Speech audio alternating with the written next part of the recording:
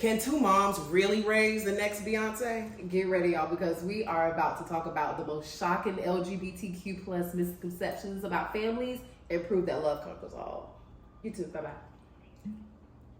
OBGYN appointment. That sounds fun.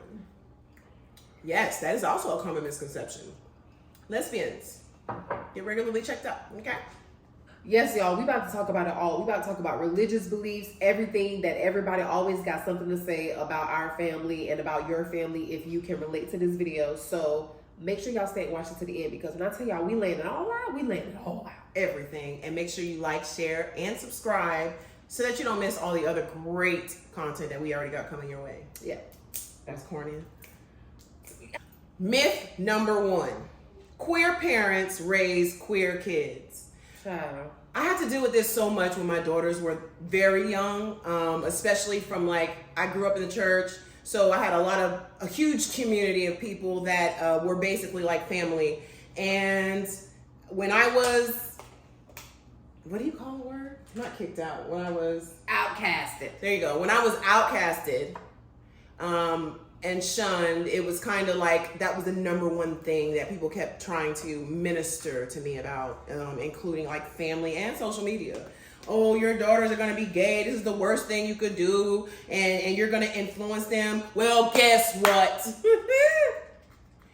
If that idiotic logic were true, I would be straight. I was raised by a man and a woman, heterosexual people. My mother and father have been married for 40 plus years, and I'm the oldest of their entire kids. And let's just say me and all my sisters are all queer. And if by that logic, we should be straight, yeah? Yeah, just by that logic alone. Right. Like, child sexual orientation is not determined by the type of parents that you have. I mean, although studies actually do say that, the parents actually may carry a gene that, make us family. A gay gene. There's actually a gay gene. So I know. What y'all hiding? I know. I think I know which one of my parents. So while we're talking about all these different myths that we're going to be debunking, also making us a breakfast, not like a parfait, but it's just kind of like a yogurt with like granola, fruit, honey, it's cinnamon, delicious. stuff like that. All vegan, no dairy. Yes. Did you hand make this yogurt or you bought it? No, I had to buy the yogurt, but it's very hard to find yogurt and stuff like that don't have all the extra gums and gelatin and shit. and all the other stuff in it. So, but I found a healthier one. So this was just another alternative into us. Sometimes we eat oatmeal, but I like to switch it up. So the second myth is lesbian moms can't be effective father figures. I don't know why people think that, as if fathers are the only ones who can be effective in a child's life. I mean, if you want to talk the bad effect that having no father in your life does, then, there you have it. There's lots of examples of that, yeah? Absolutely. We've seen actually lots of stories that successful children, gay or straight, have been raised without a father figure successfully. I'll have to double check, but I think I'm one of them. That part. LeBron James, if I'm not mistaken. Mm-hmm. Jay-Z, if I'm not mistaken, who happens to also have a lesbian mother. And I mean, Google is free. You can just look up the rest. That part. Y'all sound dumb. Yes, you do. I don't know why people. It just does not make sense. But it's so ridiculous because no one reads, and I get so frustrated with it. I do. So I have zero tolerance in 2023. It's too much out here for y'all to still be spewing myths without doing proper research. It's like, what? Y'all literally have to be living under a rock. I mean, what is it that a man can or father necessarily must be around for? I mean, and the same goes, I think the same is true for if two queer men or queer people have children. We got AI at this point. It's nothing you can't teach these kids. In fact, you don't even need to teach them nothing. You don't. They got YouTube. And there's so many books. So many people are actually representation of the different type of queer families that there are out there. We're one of them. We're a representation of what that looks like. So, what are you about to do? Pour some in your mouth. Why? I don't know. It's impulsive. You never know. Okay. And also to make it personal, Black queer families are literally being the most innovative generation that we are in right now. We're breaking traditional gender roles. We're breaking traditional family roles. And not just queer Black people, queer people of color, in fact. And that in itself is a sort of an intersectionality that would probably require an entirely different YouTube video. So if you want to see that video, comment below. Myth number 3, that if you have mental health issues, it's because you're a queer or in a queer family. As if there's not enough crap going on in the world that everyone is affected by. That's contributing to any kind of mental health issue. Exactly. This society, first of all, is not even set up to accommodate all people with any kind of disability. So that alone has nothing to do with the fact whether you're queer or not. Like, absolutely. Or the fact that you are the ones mentioning and commenting triggering, toxic, abusive hate speech on social media and online, and God forbid, my heart goes out to the victims of your in-person abuse with your homophobic ideologies and your mythologies that are uneducated and ignorant. You are the reason why most queer people have mental health issues. So mommies, daddies, aunties, uncles, grandparents, pastors, preachers, teachers, professors, friends, families, foes, and media. You're the reason why a lot of these suicide rates are as high as they are.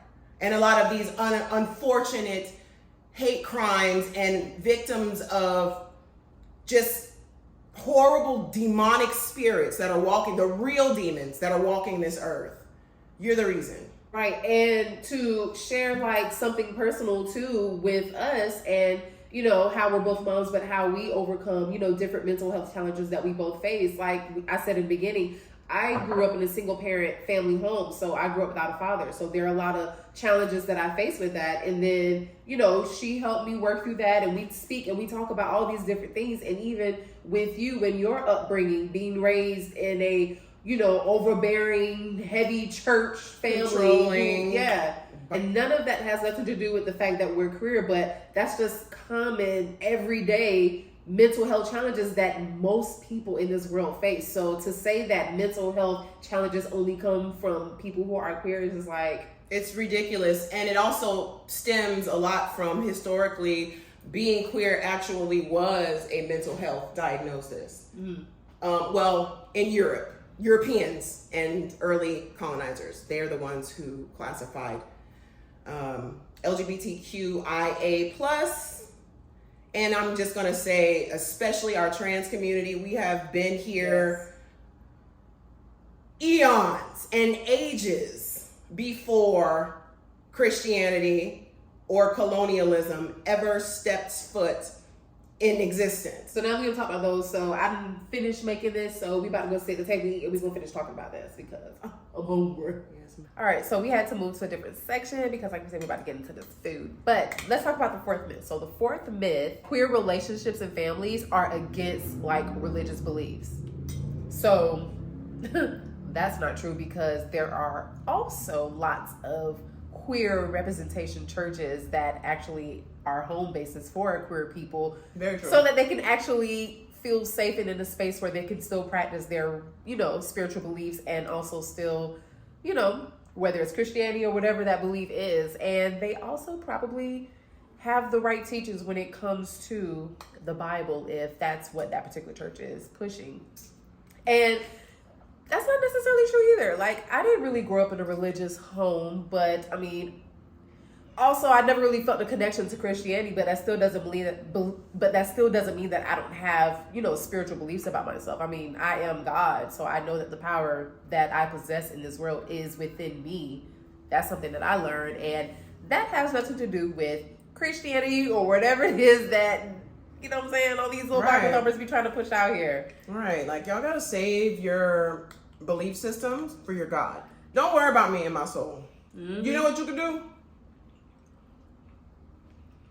Worry about me and my bills right now since you care so much. I can send you an itemized list of every single expense that does require you to successfully and efficiently take care of a family of 4 queer people. Since you care so much about my soul. And also, there were a lot of queerness happening in ancient culture that were in the books about mythology and, you know, the African spirituality, like all of that. Like she said, that predates Christianity and all of that. So, by eons. Like, that used to be a thing of the past that they used to actually implement in their everyday life. And no one talked about it. Nor was it an issue. Not only was it not an issue, they called these people direct descendants and basically personal assistants to God themselves. You can't say in one breath, oh, I care about the children, but not do anything about the gun laws. You can't say, oh, I care about your soul, you're going to go to hell if you're queer, but not give a damn if I got food on my fucking table or my children do.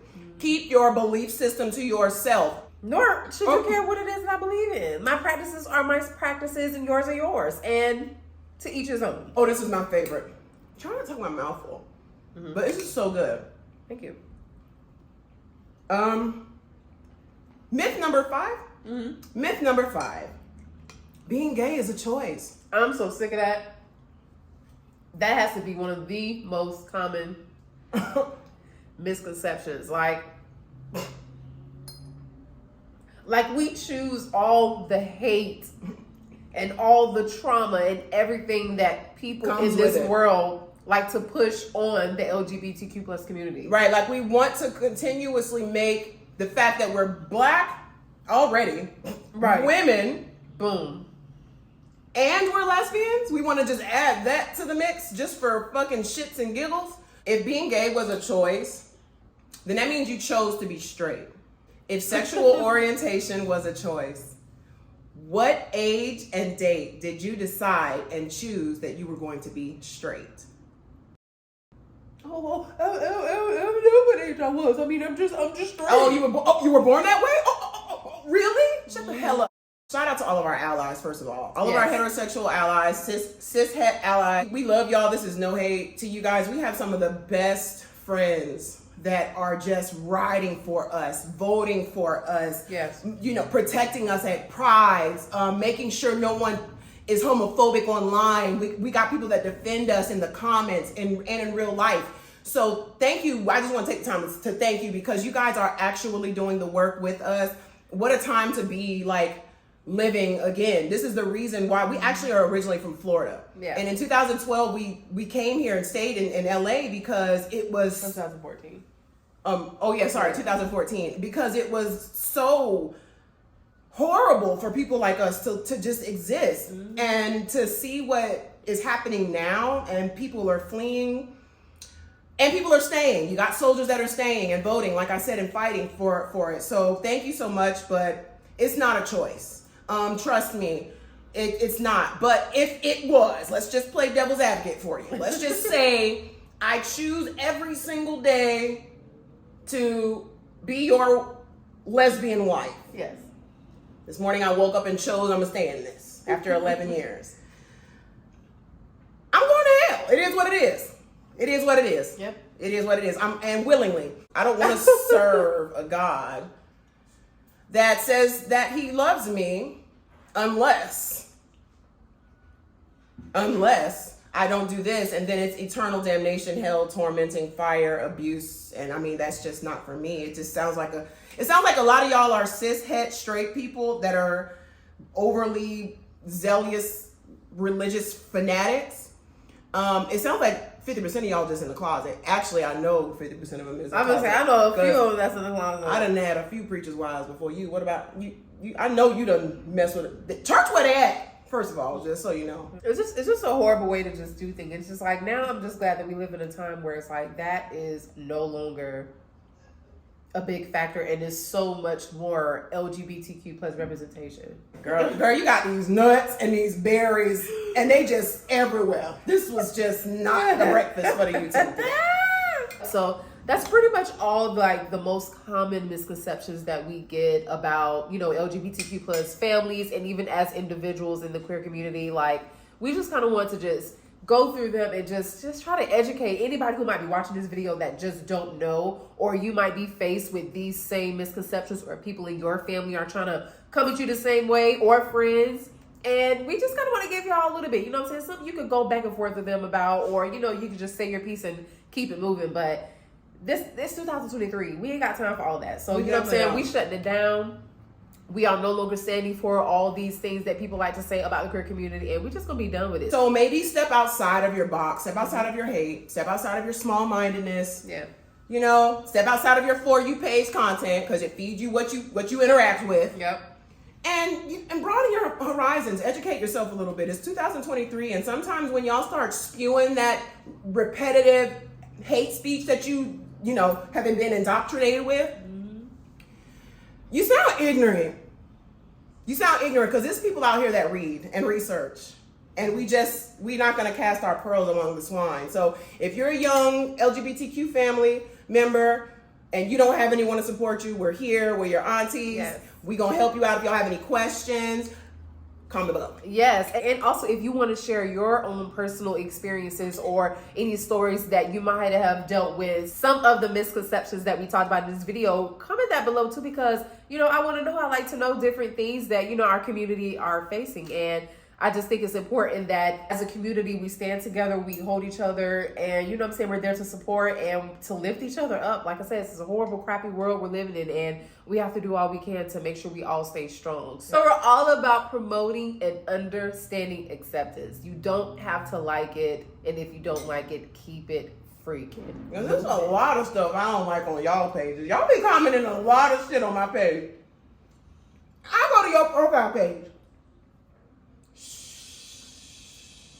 Anyways, thank y'all so much for watching. We also chose to do this video too in the, like, it kind of goes with the LGBTQ misconception TikTok that we did. So, and IG Reel and YouTube Shorts. Yeah, so we got a lot of interaction with that, so we just decided to come on here and just basically make a video about it that talks more about it. So thank y'all for watching. Make sure you comment, like, share, subscribe, tell your people, tell your friends, tell everybody that the Muses is where we at. Yes, and if they do anything, which we don't believe they will, to YouTube or any other platform, we are easy to find, baby. The 2 E's Muses. Subscribe today so you don't miss any more content. We love y'all. Until next time. We are signing out. That's my food, baby. That's good. I've been finished my swallowed yours. I didn't swallow it. I just gradually ate it.